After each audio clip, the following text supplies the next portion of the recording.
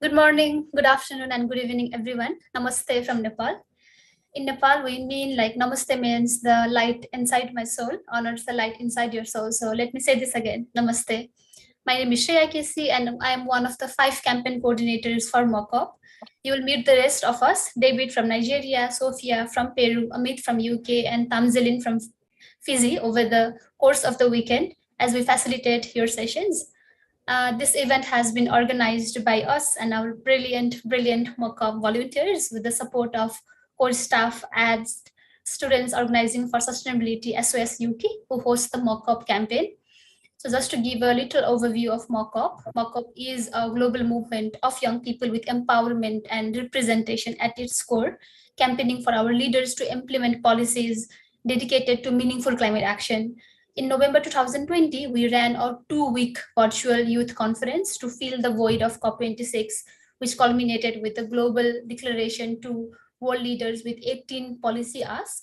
Since then, we have worked to get the MOCOP treaty implemented in as many countries as possible, and we have delivered several education-focused programs and grassroots campaigns such as 1.5 degrees, Teach the Teacher, and Teach the Parent. You can also see more information about this in our website.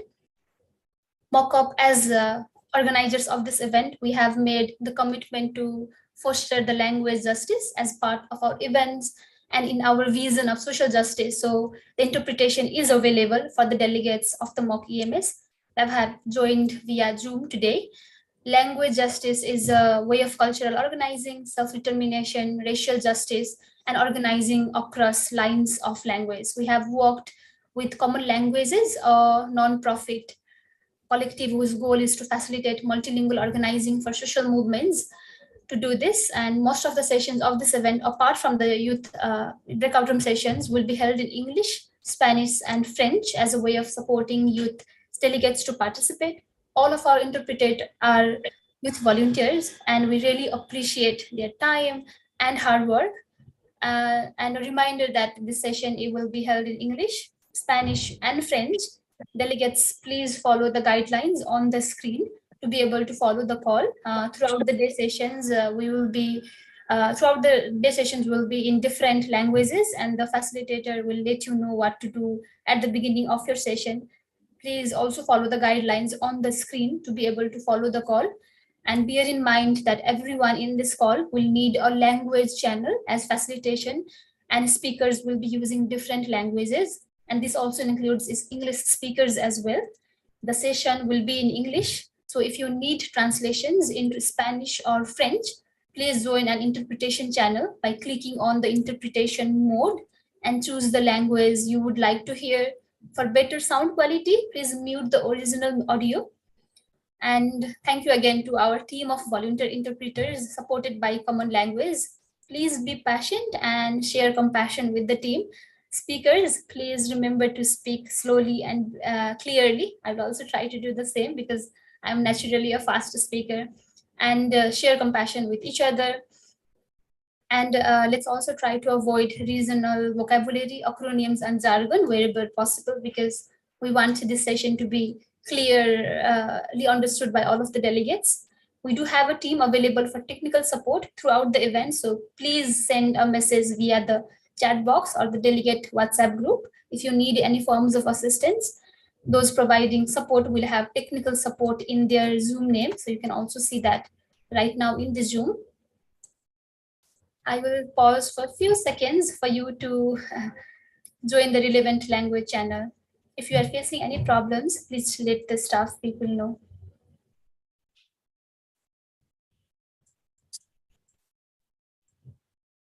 All right, yeah. Without further ado, I'd like to officially begin our mock EMS. STEM delegates, partners, speakers, and fellow climate advocates, a warm welcome to the Mock Education Minister Summit. Today on International Youth Day 2023, we have come together as global citizens, united by a shared vision to transform climate education and empower the present and next generation to tackle the unprecedented challenges posed by the climate crisis. The climate crisis looms all over us, affecting every part of our society and the natural world we cherish. Yet, formal education has failed us to adequately equip us with the knowledge, skills, and values to face this frightening impact. and we are not able to understand the solutions and take decisive action to combat climate crisis. And this must change, and it starts with us. And we are starting it here today with this mock education minister summit. At COP26, we witnessed a historic movement when over 20 countries pledged to improve climate education in the first ever education and environment minister summit, in which MOCOP was a youth partner that served as a powerful testament to the growing realization that climate education is not a luxury, but an urgent priority. However, despite these efforts, young people all over the world believe that climate education remains inadequate in most of the countries. MOCOV have organized this mock education minister summit to stand as a beacon of hope in this struggle for transformative education. Youth delegates of the mock EMS have submitted national statement which assess the state of climate education in their respective countries and set out what they would like to what they would like their education ministries to do. And together, all the delegates are now co-creating our united youth statement on quality climate education, which we are developing over the weekend, with the final version will be announced at the end of the summit. This collective effort will serve as a powerful force to urge education and environment ministers to prioritize and raise ambition for quality climate education ahead of COP28. My journey began like most of yours. I didn't know anything about climate change until I was 17 years old, though I was directly and indirectly impacted by the impacts of climate crisis. But when I knew about it, I just could not return back to my normal life. From anxiety to action, I found my purpose. And today I am proud to stand with all of you, working tirelessly to inspire action and raise awareness about the climate crisis. I realized that climate crisis is not an abstract concept, it's a harsh reality already impacting many lives worldwide. Climate education is not confined to environmental science alone, it must be infused across all disciplines from law to business and engineering to different other subjects. We need a new generation of change makers armed with comprehensive understanding of climate change who can transform their fields and demand collective action from all sectors of the society. Moreover, climate education is not just about the environment, it is also about addressing the systemic inequalities that perpetuates climate injustice. The fight for a sustainable future is inextricably linked to dismantling the unjust systems that prioritize profit over people and the planet. Together, through the mock EMS, we have an opportunity to reimagine education and reshape the future. I urge each one of you to embrace this movement with passion and dedication. Let us be the catalyst of change, inspiring our communities and influencing policymakers. In closing, I will like to extend my sincere and deepest gratitude to my team in MOCOP and SOS UK, all of the participants, delegates, partners, and supporters who have made this mock EMS possible. Your commitment to this cause is a testament to the power of collective action. Thank you again, and let us embark on this journey together, armed with knowledge, determination, and hope. Let's raise ambition for climate education. Many of you have already viewed the summit agenda, but we will now run through it as a reminder. We'll also be sharing live updates on the summit via social media. Follow MOCOP on Instagram, Twitter, Facebook, and LinkedIn. Post and also tag us in those platforms. We are using the hashtag #MOCEMS and hashtag climate education. Yeah, this is a schedule for our first day, which is today, Saturday, 12th August. So we started the session with a regional breakout room. So there will be two more regional breakout rooms, three more regional breakout room sessions throughout the day today, where the delegates will have the opportunity to discuss about the unified youth statement. And we have two panel discussions after the regional breakout room sessions. And if you are able to, please join those sessions. The regional breakout room sessions will not be live streamed or not recorded, but the panel discussions, the opening ceremony and the closing ceremony will be live streamed with our MOCOP YouTube channel. So if you are facing any problems and not able to attend any of the session, you can see those sessions from the YouTube of MOCOP channel as well. Can we go to the next slide? Yeah, so similarly, this is the slide for tomorrow, which is the day 2 of mock EMS. We will be voting on the amendments on the section 1 of like assessing the state of climate education. We'll have 2 more panel discussions tomorrow. On one is about education ministers taking climate action, where we will have the former education minister of Italy. And the next panel discussion will be focusing on what young people are doing on different parts of the world on climate education. And we will finalize our youth statement, and that will be also be shared in our closing plenary.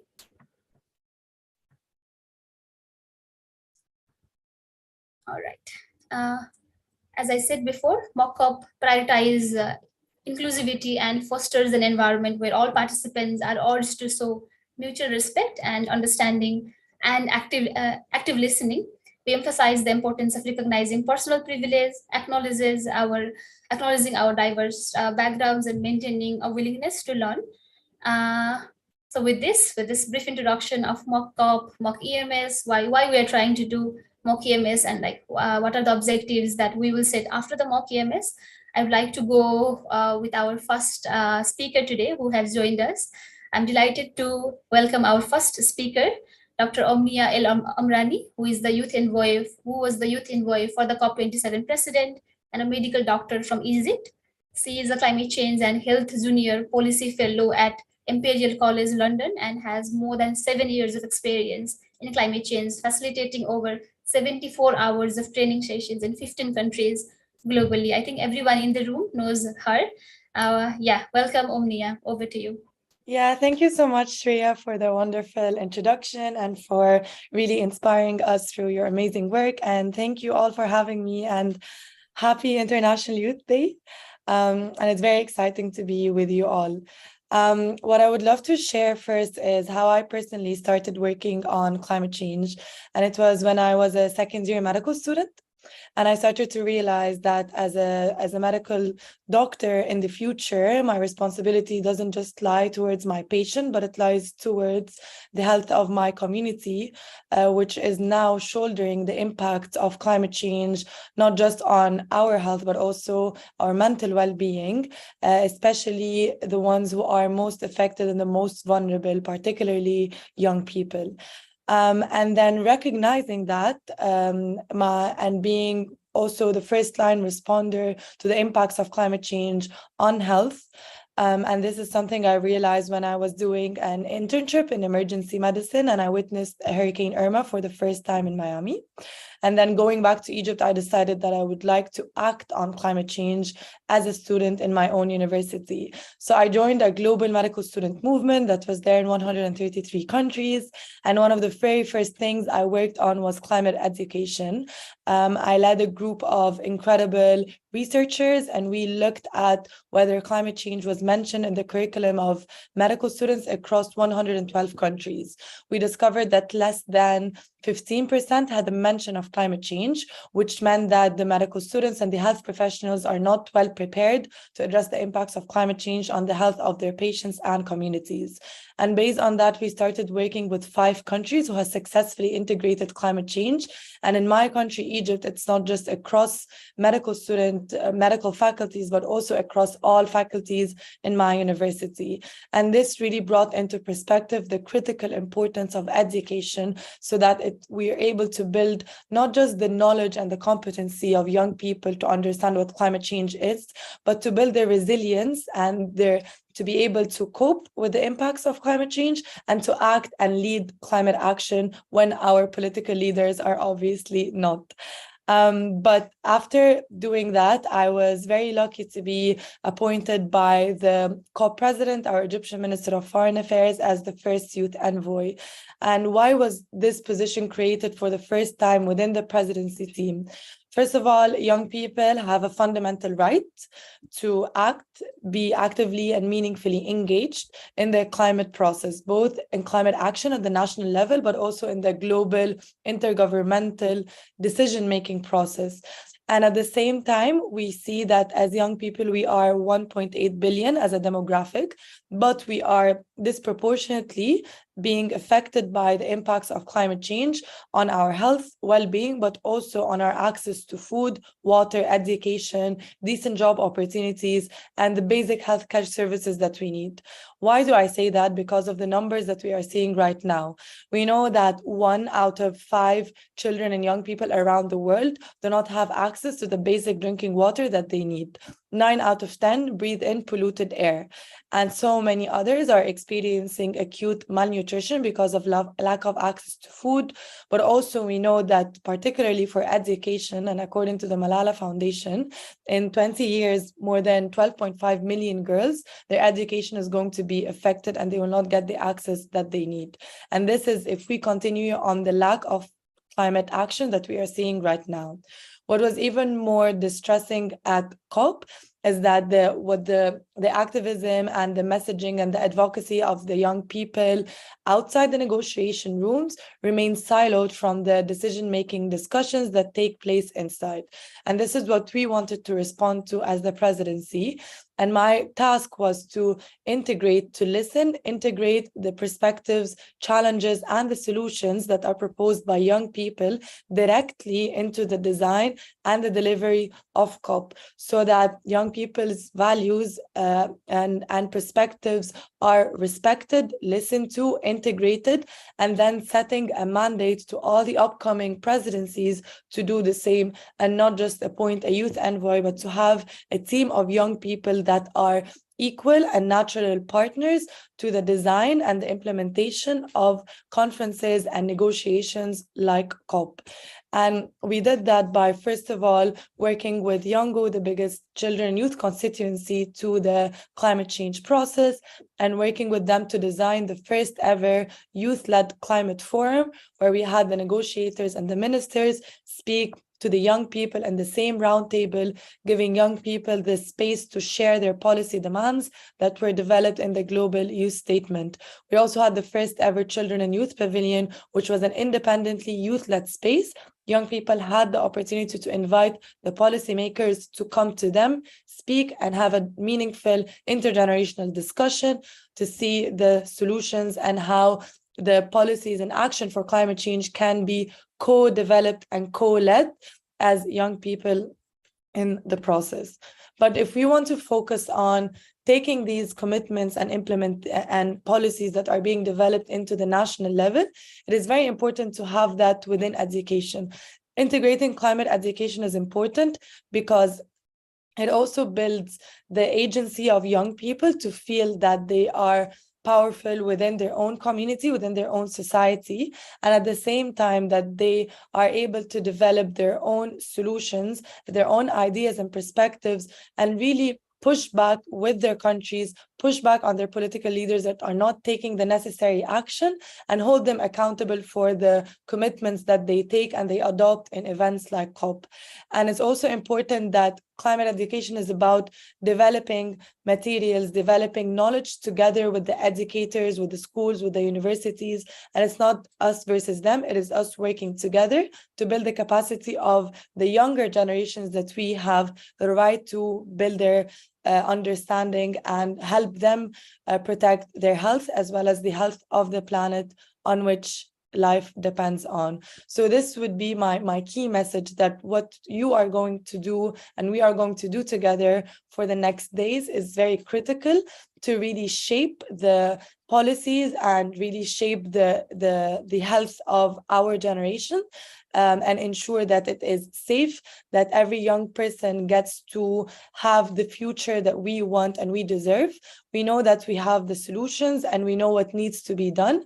And it's about really building that and integrating that into our core education so that we are able to work against and for the climate crisis together. So thank you so much. And I really look forward to your discussions coming up. Thank you so much, Omnia, for opening our mock EMS and sharing your experience. Indeed, it is truly inspirational to learn how you started taking action and also making sure that the health professionals feel and are doing something. And being a youth envoy for COP27, it has really opened the doors for the next COP as well, because in COP28 as well, we have a new youth climate champion, the youth envoy team. So yeah, that is really inspirational. And you made a very right point that it is not working us versus them, but really working together so that we make sure that everyone knows about climate crisis and they have the future they deserve, and they can also develop their agency on their own. So thank you for opening our mock EMS and sharing this really inspirational journey. Now I would like to move on with welcoming Anita Soina. Anita is a social change activist from the Maasai community in Kenya. She founded Spice Warriors organization to help bring together young people to champion environment conservation. She was the youngest candidate to run for the position of Member of Parliament in Kenya in 2022. She is a TEDx speaker and the author of The Green War, and is currently the Global Youth Champion for the UN-hosted partnership, Sanitations and Water for All. She has inspired millions of young people to take action, especially in Africa region. So we are very, very pleased to have you, Anita. Over to you. Thank you very much. I'm very grateful for this opportunity to be able to share with you today.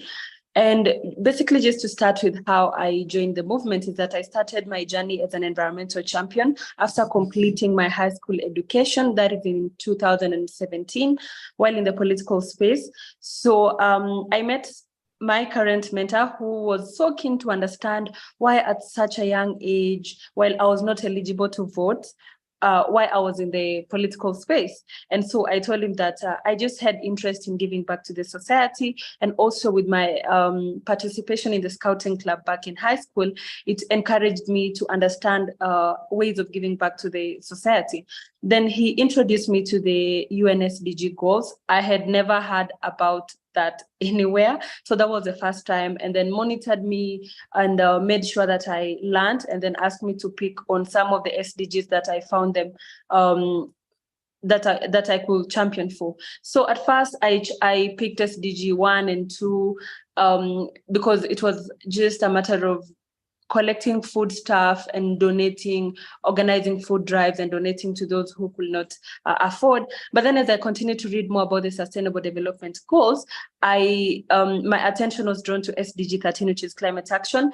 And I think that is when I discovered that I had passion for environmental activities. So I also came across the quote by the late Professor Wangari Maathai, who's an inspiration to me, that we tend to put the environment last because we think we need to eradicate poverty first. But what we forget is we cannot reduce poverty in vacuum. We are doing it in an environment. For me, that is when I decided to focus on environmental matters and started to understand that most of these challenges, including food insecurity and all that, are worsened by climate change. So I needed to actively engage in climate action. I come from an indigenous community of the Maasai in Rift Valley province of Kenya. It's an Nilotic community that has been on the receiving end of the worst impacts of climate change for a very long time. The pictures that were being shared ahead of COP27 of dying livestock, humans as well, are pictures that came from my community and the other pastoralist communities. So to me, I look at it as the communities that have practiced conservation for the longest time. This is the same community that coexists with wildlife peacefully, is just on the receiving end of the worst impacts of climate. And so what I am doing back at home is trying to rally my community that we are not going to stop at being victims, but then we are also going to step up and be on the forefront in providing solutions. So as my interest and knowledge in environmental space expanded, I saw it wise to empower other young people. And that's when I founded my organization, the Spice Warriors Climate and Environmental Organization, to help me bring together and educate youths to understand how in their own spaces they can contribute to climate action without necessarily having education background, let's say, on anything related to environment, but then them being themselves in their own fields and contributing to climate action. So at the organization, we have some of the pillars where climate education is one of the pillars. So when we started, we used to educate children about climate in schools, but then we realized that there's also a need to have education at the grassroots level and also for the community so that it doesn't remain in schools only. So we do that through workshops. And then we also have digital campaigns for the digital youths because we have a bigger percentage of this generation on the internet. So we have digital campaigns through partnerships to also do these. And currently, through all these, we've been able to see over 400 volunteers here in the country and others in Tanzania, which is where we have our organization as well, very active. And all these, I can say that 90% of the members of the organization are people who do not have any educational background on these things, but then they have made it their personal initiative to learn from us and to also educate other people. Still under that, we have children ambassadors, and currently we have 5 children ambassadors, two of them who will be part of the Africa Climate Summit. And all these are helping us under a campaign called A Tree, a Child. And A Tree, a Child is a campaign that we started to help children be able to plant fruit trees and indigenous trees, but also to nurture them in nature. But the biggest part about this is that the legislators are the patrons of the initiative. And the reason why we had legislators is also, I understood that political leaders and especially parliamentarians play a critical role when it comes to climate action, putting in place policies, when it comes to budget allocation for climate. And so we realized that there's a need to also have them be patrons of these projects so that they can be able to also get, so that as time goes by, they are able to maybe develop passion for these and then make it easy for them to push for these policies and also allocate budget that is friendly and that can support environmental activities. And still, while understanding this, that politics play a critical role, I presented myself in Kenya's last general election for position of Member of Parliament for Kajiado North constituency. And even though Green parties are less popular at the moment in Africa, I ran on a Green party. So our victory was postponed, but that has inspired so many other young people in both the climate space and outside the climate space, locally and even globally, to be able to also stand up and try to get to these positions. Because then we are also trying to see how we can be able to influence change from within the corridors of power. And like I said, as much as I did not win the elections, there are so many opportunities that came out of it. And that currently I am working with, I got an opportunity from Kenya's Senate convener of the Parliamentary Commission on Climate Change, who is Senator Moses Kajwang, who is now working, who has at the caucus has a process of capacity building legislators across the country on matters climate change and for them to also understand these issues. And also, I wanted to also highlight that while young people, the previous speaker mentioned it, that young people are disproportionately affected. But the beauty about it is we are now at the forefront of providing climate solutions to global challenges. And it is obvious that there's a need to include the young people in every process of decision making. Our former Cabinet Minister of Environment here in Kenya will tell us that the challenge that we have when it comes to youth engagement is that it is symbolic, cosmetic, and episodic. We are involved so that they can tick a box of, we have the young people, but is it really meaningful engagement? And bearing in mind that young people are not just coming to the table for the sake of coming to the table, but they also want to be involved in the decision making while the leaders and stakeholders are making decisions that will affect our lives.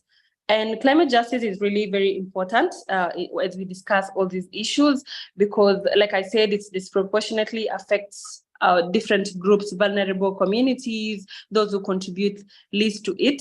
And I feel like by advocating for climate justice, we ensure that climate action efforts are inclusive, equitable, and consider the needs of marginalized groups, preventing further social and economic disparities. So at Sanitation and Water for All, a global United Nations partnership that I represent as a global youth champion, launched a campaign last year that addresses social justice, particularly access to water and sanitation. And the campaign is called Justice Begins here. So as many of you already know, that access to education is linked to safe water and sanitation services and hygiene products. And without these basic services, the very promise of education remains out of reach for so many young people. Young girls and women are particularly the most affected. They often bear the burden of household chores, fetching water from distant sources, and the reality of menstruation further puts pressure on their existing struggles, leading to school dropouts, hence affecting their future opportunities. So we must realize that clean water and safe sanitation are not privileges. They are fundamental human rights that every individual, community, and nation should uphold. In Nigeria, civil society organizations, including youth advocates, used our Justice Begins Here campaign ahead of the elections, demanding politicians to prioritize water, sanitation within their political agendas, to invest in the sector. So that is one of the campaigns that we are using to also make sure that we achieve the same. And in my organization and foundation, we have made it our responsibility to offer climate education, like I mentioned before, through clubs and societies, as well as through our Kids Corner. As we continue to engage children in the same process, we are also encouraging children to children learning, because sometimes then when we do adult to children, we may forget to even use the simple terms that children can easily relate. But then for climate education to be successful, we then need all the stakeholders from relevant ministries to come together, and that could be the Ministry of Education and even the Ministry of Environment. And recently in Kenya, our cabinet secretary announced that the country has taken steps in line with the Berlin 2021 Declaration on Education for Sustainable Development, which now requires that environmental education to be a co-curriculum component by 2025. So he said that by fostering a comprehensive understanding of climate change, the Ministry of Education in Kenya aims to inspire students to take informed actions and be advocates for climate action, to support climate action in training. The Ministry of Education has focused on key initiatives. And firstly, it has worked to develop and update educational materials, textbooks, and teaching resources that integrate climate change topics across various subjects. So I think that is a huge step also in making sure that we have climate education in the curriculum. And for me, I also take it as a pledge, but pledging is one thing, implementing is the other altogether. But all in all, the conversation and the pledge lays foundation for the implementation of the curriculum components. So looking at that and just understanding now that if the leaders give us a chance to also keep them accountable, then all this is going to be achieved. And for me, that is a very big win and a very big step as a country that the ministry has decided to take. So yeah, that's all I had to share, and happy International Youth Day. Thank you, Anita. Happy International Youth Day. It's really truly remarkable to see that how you have been leading the changes from the local level and then amplifying at the global level as well.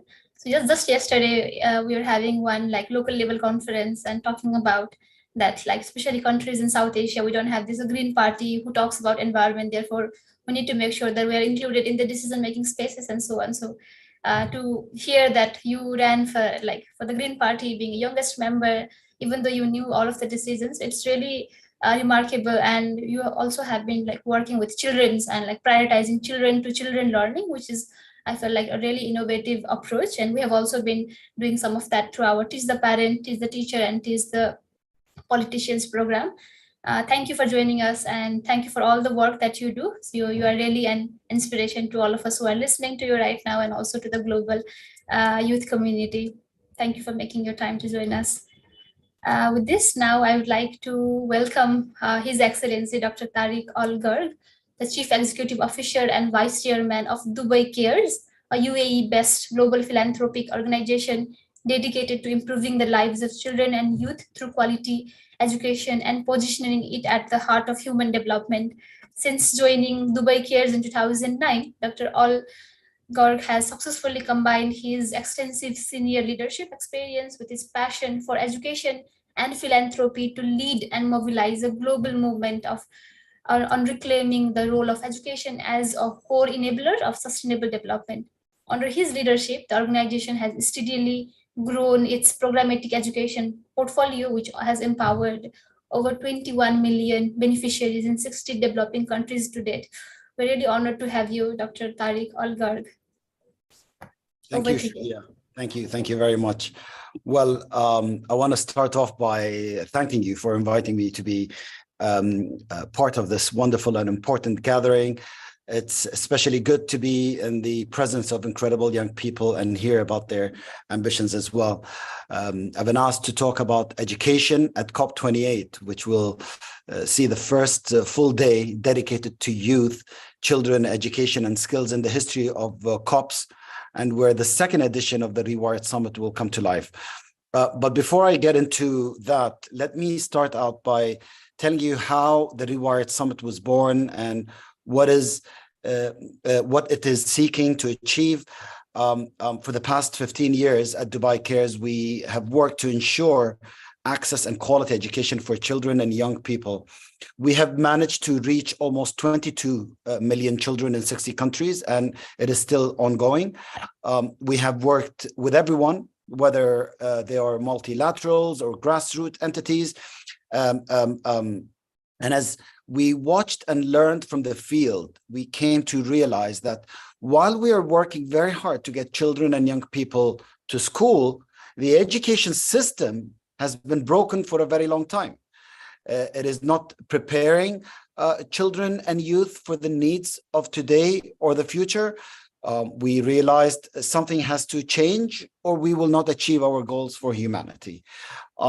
When COVID-19 hit, and I think we all remember that, it was devastating, of course, but for us, it was also a golden opportunity because it proved that what we had been saying for a long time is true. If you think about it, COVID-19 did not infect everyone at its peak, but it did affect everyone through education. And suddenly homes became classrooms and parents became teachers. And it is here where we realized that the pandemic did not bring any new challenges to education, yet it has just showed how deeply broken the system is. And as we came to think about how to really change the future of education, we reflected deeply not only on our own experience, but also on the evidence across sectors. We realized that the education problem cannot be solved if we keep on bringing the same actors to talk about what needs to be done to education. What was needed is to bring all the actors from all the sectors, not to talk about education, but to talk about the human being of the future. We did not ask what should be done to education. Instead, we asked who is the human being of the future. In other words, we thought of all of you here. Who are the youth of tomorrow? What are their ambitions? How can we make sure they achieve these? And it is here that we also realize that if we are going to get answers, we need to make sure that we go beyond only representing youth with a few speakers or panels, something that Omnia also did mention deeply. The Rewired Summit made a commitment to involving youth every step of the way. We not only held consultations with them across countries, but we also gave them the space to lead in our agenda and ask the difficult questions right there on stage with heads of states and ministers. What came out of this was incredible. We learned that we should stop talking about education for the sake of education and instead focus our efforts on human development. We realized that what is needed is to demonstrate the solutions that show how education can achieve every country's national ambitions in concrete terms. We also came to the conclusion that if rewiring education is going to really happen, then it needs to happen from a whole of society ecosystem approach built on cross-sectoral collaboration. And as we publish these learnings in our Rewiring Education for People and Planet report, we highlighted 6 win-win solutions where education transformation can achieve other goals. Climate was a critical solution, of course. To me personally, there is no education problem separate from a climate problem. They are one and the same. We cannot talk about education transformation if we do not put climate at the center. And we cannot talk about climate goals without recognizing that it must be given and instilled in people's minds and their mindsets. And that can only be shaped through education that will give them the right values, skills, knowledge, and experiences. It is not enough to only teach about climate. We need to teach for climate. And this is what brings us to the Rewired Summit at the COP28. I remember 2 years ago, we took this dream of education and climate and talking to the UAE government about it. And last January at Davos, we signed with the COP28 presidency to be an education partner and lead upon bringing education in all its forms to the heart of the COP. We will be convening global actors from all countries and sectors, not to talk about problems, but to highlight solutions at the nexus of education and climate. Our ambitions for the Rewired Summit at the COP28 is not only to have education represented as a key theme with a full day dedicated to education, but also to bring the climate and education sectors together, unite their visions and align their strategies for real action. We need to stop talking about the doomsday scenarios that dominate discussions of climate and focus on the very real hope that comes from action. And the solutions are not far. There are plenty of examples of incredible work that has been proving that it's been working all along. What we need is to bring this to the global stage and provide strong political and financial support to amplifying these solutions. And as we undertake this huge task, we are again centering youth with every step. This is a COP of action and a rewired of solutions. And I have always been a strong believer in the power of youth as not only voices, but as co-creators of solutions. My advice to everyone here today is to recognize the incredible opportunity we have at COP28. This is a moment for each and every one of you to make a real impact on the future of people and planet through education. Now, do not let this moment go by in whatever capacity you might hold in every community you're involved to speak up and demand reward education systems. Systems need to be changed globally, but more importantly, take action and bring forth your ideas and solutions. Don't think of just the COP28 moment. Think of the world you want to live in and allow yourself to completely rethink what education should look like. And as you do this, always remember to speak for those young people who are not here with us and who cannot be part of such moments. This is a COP of inclusion. And so I urge you to involve as many people as you can and use your voice to speak for everyone, because education is everyone's business. And I invite everyone to come to the Rewired Summit at the COP28, ready with solutions. We want everyone to not only attend, but more importantly, be part of the journey with us. And I urge everyone here to reach out. Ultimately, this is not a moment for Dubai Cares. This is a moment about you and for you. The Rewired Summit is your platform to showcase your groundbreaking solutions, your creative ideas, your perspectives, and your views. This will be a moment for education, taking its central role as the engine to achieve a prosperous and sustainable future for all, not only in this COP, but in every single future COP. And with your active participation and engagement, we can make lasting change for generations to come. And I look forward to making this happen together, of course. Thank you. Thank you, Dr. Tariq, for your inspirational words and all of the work on climate education that Dubai Cares is doing. And you're right, because the COP28 is happening in the UAE at the latter of this year, it was also very timely to know about what is really happening on the Dubai as well. So you rightly mentioned that COP28 is a COP of action. It is a COP of inclusion. So we need to make sure that those things are happening and we also need to make sure of need to acknowledge the privilege that we have and think of all of the young people who has been really impacted by climate crisis, who lies at the forefront, but they do not get this opportunity. So also thank you for reminding that level of privilege, and I'm sure that the Rewired Summit will be a very successful summit. We look forward to that summit at COP28. With this, we are done with all of the opening speakers. Thank you again, Dr. Omnia El Omrani. Thank you, Anita Soina, and thank you, Dr. Tariq, for joining us. I hope all of the delegates can show a huge round of applause by a virtual clap at least.